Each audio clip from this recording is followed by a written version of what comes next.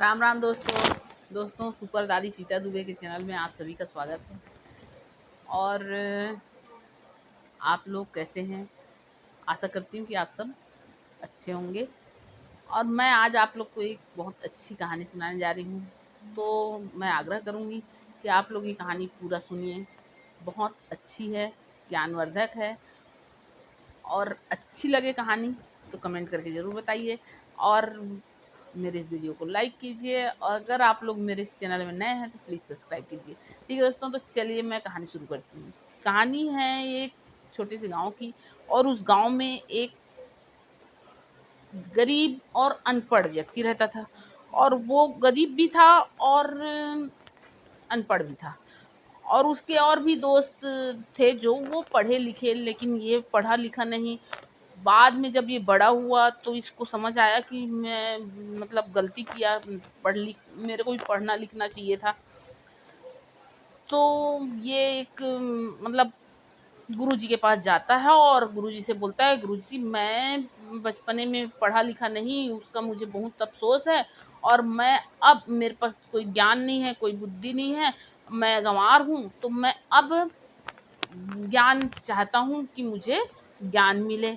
तो गुरुजी बोलते हैं कि देखो बच्चे, ज्ञान तो समझदार व्यक्ति को, मतलब जो ज्ञान का मान सम्मान करे, सुयोग्य व्यक्ति को ज्ञान देना चाहिए। तो सुयोग्य व्यक्ति को ज्ञान दूंगा मैं, और तुम सुयोग्य हो या नहीं उसकी मैं परीक्षा लूंगा। तो वो गंवार जो है वो बोलता है, ठीक है गुरुजी, मैं परीक्षा देने के लिए तैयार हूँ। तो परीक्षा में मुझे क्या करना पड़ेगा? तो गुरुजी बोलते हैं, तुमको 1 साल तक के मेरे घर में रह के और मेरा काम करना होगा। तो वो बोलता है, ठीक है मैं तैयार हूँ इस बात के लिए। गुरुजी के यहाँ वो 1 साल के लिए रहता है, और 1 साल पूरा उस गुरुजी के घर में खेती किसानी जो भी काम है वो गुरुजी का, वो सब काम करता है गुरुजी। अब 1 साल हो जाता है। 1 साल के बाद गुरुजी से बोलता है, गुरुजी अब मुझे आप ज्ञान दीजिए। तो गुरुजी उसको ज्ञान देते हैं, बोलते हैं ये 3 ज्ञान है, और ये 3 ज्ञान जो है वो तुम्हारे जीवन में बहुत काम आएगा। अब वो बोलता है कि ठीक है गुरुजी। तो पहला ज्ञान है कि घी बहुत अच्छी चीज होती है। घी पीने से इंसान स्वस्थ रह सकता है, घी खाने से स्वस्थ रह सकता है। दूसरा ज्ञान है कि राजा को कभी रात में सोना नहीं चाहिए। और तीसरा ज्ञान है कि स्त्री अगर किसी बात के लिए मतलब वो हो जाए तो उसको बढ़ावा नहीं देना चाहिए, स्त्री को बढ़ावा नहीं देना चाहिए। उस स्त्री को थोड़ा, अगर वो किसी बात से मतलब बहुत ज़्यादा वो हो जाए, मतलब हर बात को मनवाना चाहे, हर बात में जिद करना चाहे, तो उसकी जिद को पूरा नहीं करना चाहिए। तो ये 3 ज्ञान उसको गुरुजी देते हैं। अब वो गुरुजी से ये 3 ज्ञान लेके अपने घर जाता है, और वो घर में अब खुश हो जाता है कि मेरे पास भी ज्ञान हो गया। और वो सोचता है कि अब इस ज्ञान को मैं बेचूंगा और इस ज्ञान से मैं पैसा कमाऊंगा, ये सोच के और वो शहर की तरफ निकल जाता है। अब वो सबको बोलता है फिरता है कि मेरे पास ज्ञान है, खरीद लो, ज्ञान है खरीद लो। ज्ञान कौन खरीद, कोई उसके ज्ञान को खरीदता नहीं, उसकी बात को कोई सुनता नहीं। अब वो बहुत दिन तक ऐसे ही निकलता है। उसके बाद वो सोचता है कि ऐसा ही चलता रहा तब तो मैं भूखे मर जाऊंगा। अब मेरे को ना राज दरबार चले जाना चाहिए। तो राज दरबार चले जाता है। राज दरबार जाता है और राजा जी से कहता है कि राजा जी मेरे पास 3 ज्ञान की बातें हैं। और तो वो राजा जी बोलते हैं, ठीक है तुम बताओ कि मतलब 3 ज्ञान की कौन सी बातें हैं। तो बताता है राजा को। राजा साहब, पहला ज्ञान का बात है कि घी खाना पीना बहुत स्वास्थ्य के लिए बहुत अच्छा होता है। और दूसरा ज्ञान है कि राजा को रात में कभी नहीं सोना चाहिए। और तीसरा ज्ञान का बात है कि स्त्री की जिद पूरी नहीं करना चाहिए हमेशा। तो राजा बोलता है, तुम ही मेरे राज्य में रहो, मैं इस तीनों तुम्हारे ज्ञान की बातों का परीक्षा लूंगा, उसके बाद तुमको मैं इनाम दूंगा। तो बोलता है ठीक है, तो तब तक तुम मेरे राज दरबार में रहो। वो अब उस राज दरबार में ही रहने लगता है। राजा पहला चीज देखता है कि वो घी खा के और स्वस्थ हो जाता है। तो उसका तो पहला बात जो है वो सच हो जाता है। और दूसरा बात राजा रात को सोना बंद कर देता है और अपना भेष बदल के और नगर में भ्रमण के लिए निकलता है। तो एक ऐसे जब भ्रमण के लिए निकलता है तो एक दिन एक औरत रोती रहती है। अब उस राजा उसके पास जाके पूछता है कि आप कौन है देवी और क्यों रो रही हैं? तो वो बोलती है कि मैं इस नगर की देवी हूँ और मैं इसलिए रो रही हूँ क्योंकि इस नगर के राजा का कल मृत्यु है, कल इस नगर के राजा का मृत्यु हो जाएगा। तो राजा बोलता है देवी मैं ही हूँ इस नगर का राजा और आप मुझे कृपा करके बताइए कि मेरी मृत्यु कैसे टल सकती है। तो वो देवी जो है वो बताती है कि देखो राजा, कल तुमको एक नाग डस लेगा और तुम्हारा मृत्यु हो जाएगा और इसको टालने के लिए तुम एक उपाय करना कि अपने राजभवन के सामने 2 तालाब खुदवाना और दोनों तालाब में एक में दूध भर देना और एक में गन्ने का रस भर देना और उस तालाब के पास ही शाम से मतलब शाम होगा तो तुम तपस्या में बैठ जाना, भगवान का नाम जपना, तो तुम्हारा भला हो जाएगा। राजा वैसे ही करता है।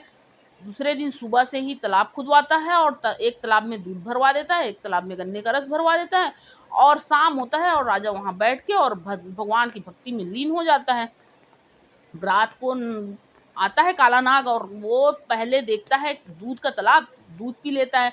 दूध पीने के बाद वो देखता है गन्ने का तालाब, गन्ना का रस पी लेता है और बहुत चैन से उसका पेट भर जाता है और बहुत चैन से सो जाता है।